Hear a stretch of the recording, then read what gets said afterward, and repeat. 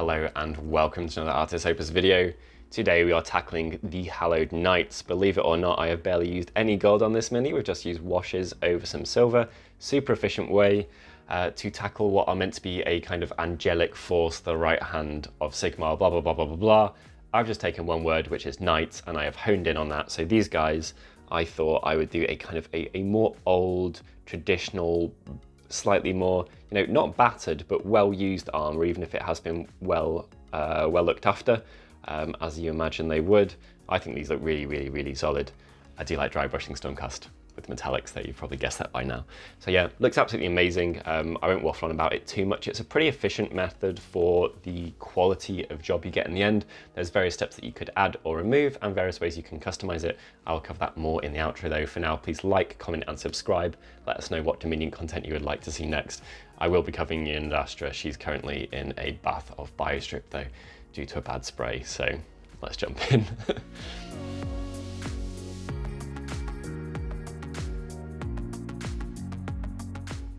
Okay guys, so step one, the base coat. Now, you can use any combination of these colors you want. The blue is entirely optional. I think it looks quite angelic if there is a little bit of a blue hint. Order of the good guys. We are going to be putting blue on these guys' shields as well, so I don't think it's going to hurt to have a little bit in there, but that is optional. I've got Vallejo Gamer Silver. You can use whatever black you want. I've got Vallejo Matte Black.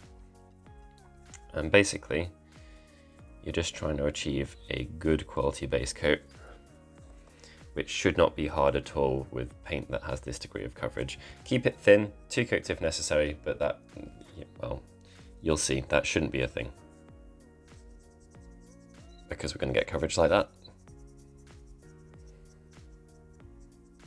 Just insane. So yeah, base coat your model in about 20 seconds and I'll see you soon. People often ask about cleaning Series D, exactly how to do it. The most important thing is just to clean as you go. So between colors, I'll use the dampening pad and texture palette, keep changing the angle, and you'll do quite a lot of the cleaning for you. Considering that was just covered in 2 of the heaviest covering paints that I have, that's pretty good, and we'll clean more as we go. I'm going to pop my shield back on because at this stage it's most important that the base coat covers everywhere. The following stages are, they are specifically meant to hit the raised areas. So what we're going to do now, you could wash at this stage, but I'm going to go straight to the highlighting and then we'll maybe wash afterwards. But if you want those recesses super dark, then absolutely feel free to give it a black or blue wash now. I'll take a little bit of the silver, some dregs of the blue, remove quite a lot of it, and carefully, starting on the scale mill,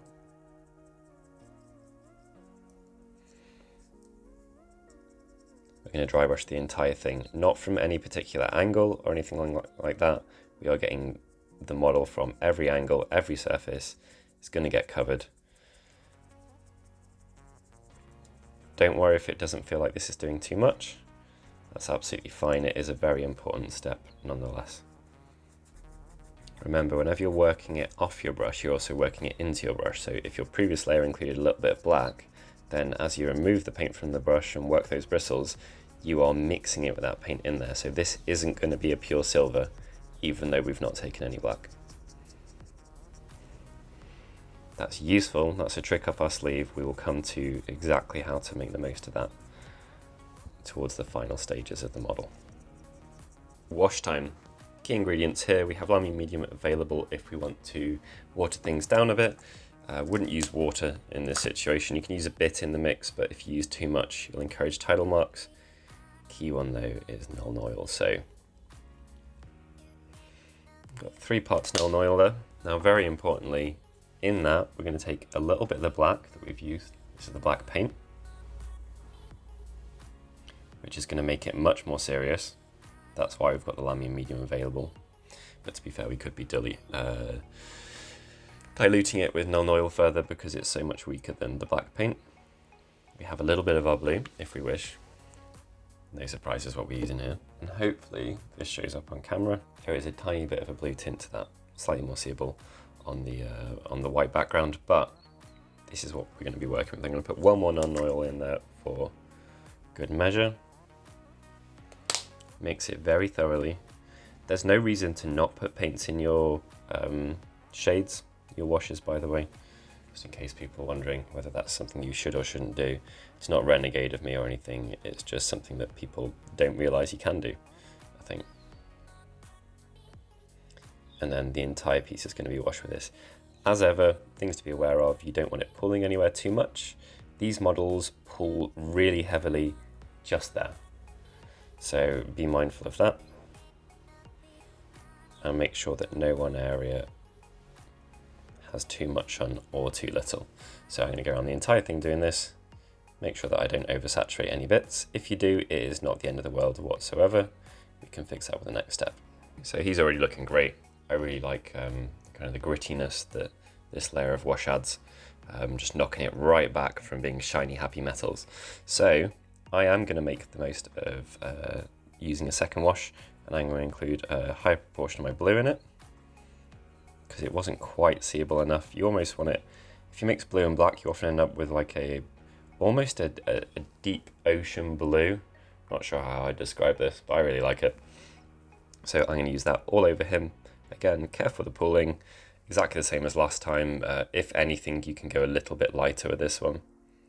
Already got a really nice hint of kind of true blue, older-fashioned steel, Game of Thrones vibes off this one. So what we're going to do here is very carefully take a small amount of our silver, work it into the same brush that we used last time, and then we're going to work a lot off. Now at this point, we're going to be doing some careful buffing. I am going to bear in mind the placement and direction of my strokes. So for example, if I want to shiny a chest, we can bring that up. If I want to hit the edges of the shields, we can. And it's up to you whether you want to put, you know, a little bit of black in this or not. We have knocked it back so much that there is quite a lot of scope for that. You can put a bit of black in, a bit of blue, whatever. I, however, am just going to use a very small amount and a fair amount of time to try and put down this silver in a way that's got some real history to it. So I want to build things up very carefully, use the dampening pad, you know, heavy dilution.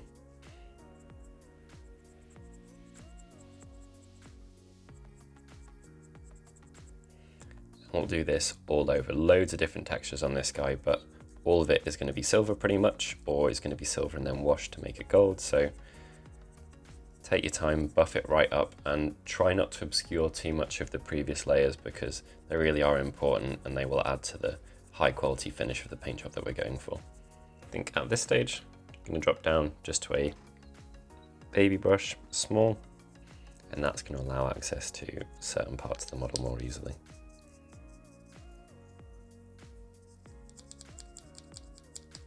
What we end up with is a very, very shiny model, but it doesn't look, you know, it doesn't look unrealistic. It doesn't look like it was base coated by spray can. It doesn't look like anything like that. It looks properly, you know, battered, and all the little nuances we get from the wash and the organic nature of the dry brushing and stuff like that mean that there's a lot more history and depth to this armor than there would be with other painting techniques. So that looks amazing. Painting hacking time. So I'll show you from scratch how I make this mix. Just tested it out, it isn't an awful idea, thankfully. So I get 1 part Cassandra yellow shade. So I'm testing it over silver on my palette here, because that's what it's going to be going over on the model. And then a dot, I mean a baby dot, of Retributor. It's probably a bit too much proportionally of Retributor. Take another big scoop of Cassandra. What we're going to do is take a lot of this off our brush. I mean a lot. And then with a tiny amount left, we're going to use that for catching trim.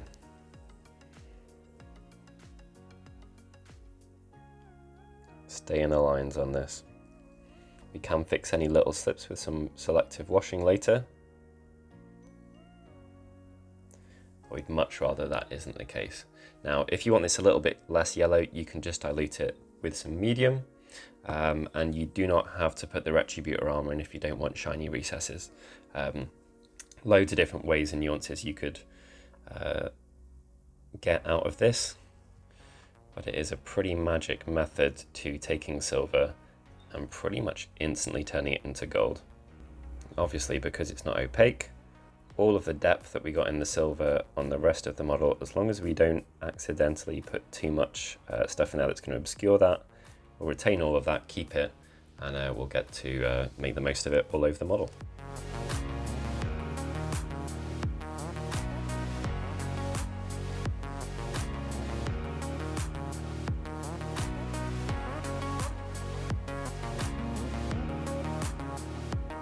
So whilst waiting for some more tests to dry, I have base coated these areas in Cantor blue. You can see there, and then the leather areas are just a mix of the word bearers red with a bit of black in it. I didn't know, they're not a hugely important bit, and I will just knock them right back with a black wash to kind of take them down. However, most importantly, we have discovered our magic mix. So what I'm using for the magic mix is Cryptek Armour Shade Gloss. If you don't have this, you could use Reclam Fuzz Shade or something like that. Just a browny one, and it doesn't even have to be a gloss paint. I quite like the fact that it's not going to matte out, so that's a bonus for me. And we're mixing that 50-50 with airbrush. And then again, as we've said with all of this stuff, if you want to dilute it with a little bit of medium, that's entirely up to you. I'm just going to use a tiny bit here, mostly for kind of flow and behavior over color. Now what this will do is it will take all those gold areas, you can see that I've already used it on the top of this section, and it's just going to knock them back from looking a little bit cartoony, particularly with the highlight that we've got over them from the silver dry brush, which obviously you need to do before you start base coating all these areas. It gives you a load of scope for knocking these back into a far more traditional old gold spectrum. And really importantly, when the rest of this model looks fairly, he doesn't look completely ruined, but he looks like he's been through some wars. It's important for me that there aren't some needlessly shiny bits standing out looking pristine. So that wash all over the areas. You can do it as many times as you want. I'll probably just do it the once. But what you gain from stuff like this is basically this is instant aging in a wash. Kind of sticking with our bluey clean theme, even on an older model, I'm going to be using Drakenhof Nightshade to wash down. Yes, I am using this. And it sounds weird. I'm going to be using it to wash down the leather parts. I'll show you that on a belt quickly. And then I'm going to be using Nuln Oil to separate any areas that I wish to be separated. Far too much on my brush there. So there, I know it sounds weird using a blue in that situation, but it actually works really, really nicely with word bearers red, and you get quite a nice tone, and then it means that your highlight is quite obvious because you just repeat the word bearers red on the edges.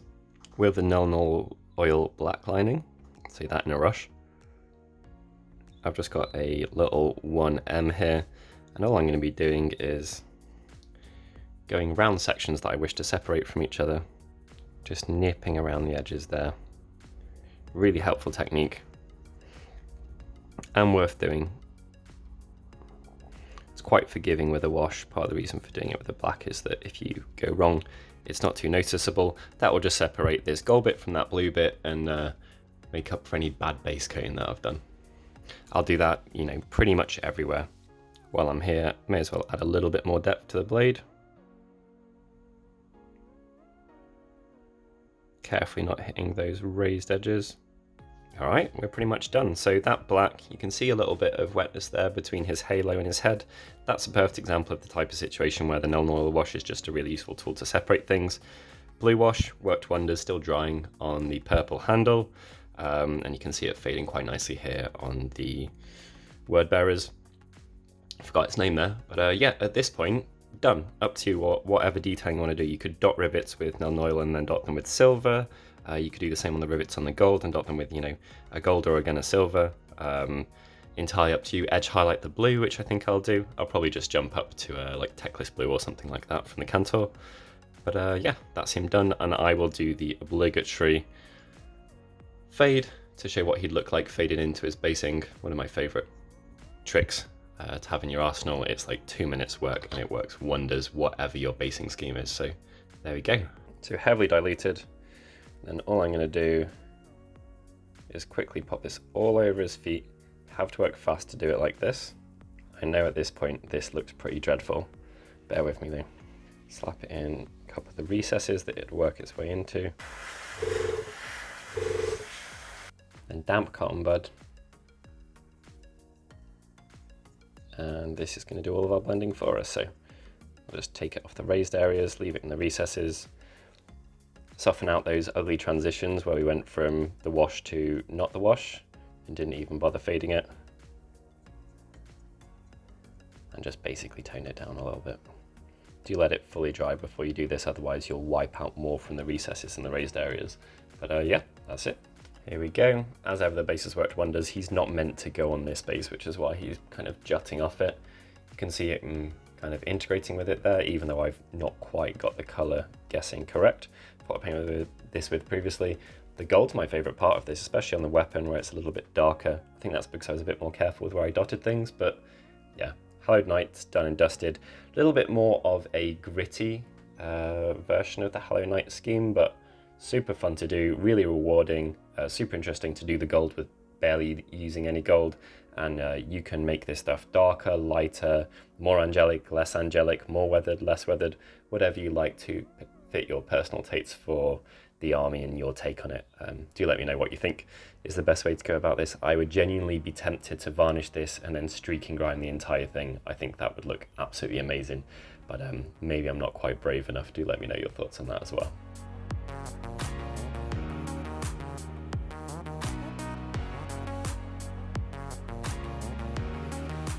Here he is again. You've seen him plenty now. Really, really solid end result. The gold ended up exactly as I was kind of hoping for. That little blending him with the base, I'm always obsessed about that, but it does work wonders for good reason. The cotton bud tip is really, really useful as well. I like adding a little bit of history to armor, and I'm all about, just trying to get slightly more than a flat base coat, which can look wonderful and super clean and crisp, but it's just another take on it.